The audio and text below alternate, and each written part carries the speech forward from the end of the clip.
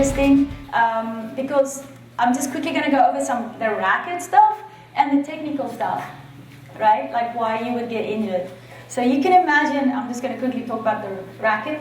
So if your racket is too big, right, you might, can you see how it goes out of line? When I go here and I go like that, I can really hurt something. If I go like this and I go like that, can you see how it puts a lot of pressure on my arm, right? Or if you want to do a service action, you know, it just really, you can see it just puts a lot of pressure. So my point is, if you can have a smaller racket and it can still have the wrong balance, right? So the balance, basically, if it's too heavy in the head and you have a very quick swing, then you're gonna hurt yourself. If you have a slow swing and it's too light in the head, you're gonna hurt yourself. Okay, when the grip is too big, you're gonna get wrist problems. Okay, if the grip is too small, you're gonna get elbow problems because you grip it too hard, right?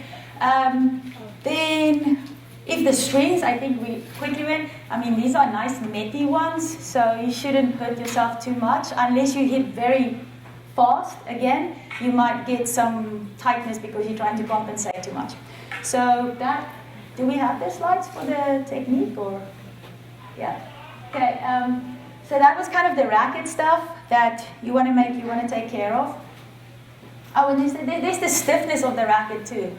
So again, if you hit very fast, if the racket is very stiff, then that's good for you. If the racket is too flexible and you try to hit fast, again, you're going to hurt yourself a little bit. So, and then there's what they call this is like for players. So there's actually 3 different rackets, okay? One is here, so that will be more for beginners, so heavier in the head. The balance one for people who can already have a little bit of shape, okay? And then there's the ones that is like up like that, and that would be for people like Federer, you know, who just really kind of like whip it over. So the more you want to come over the ball, the more you have to have a racket that's lighter in the head and a little more aerodynamic. It's kind of like, if you think about this, it's like having a tennis ball, wanting to throw a tennis ball and wanting to throw a baseball. Which one is easier? The baseball, right? Because it has a little bit of momentum. So the faster you swing, that's why we always tell you guys. And also for the little guys. I mean, can you imagine Nico coming up here and having to play with this racket? I mean, just would be funny, right? So a lot of times kids, that's why they play with the green dot balls and the red dot balls and the types of balls.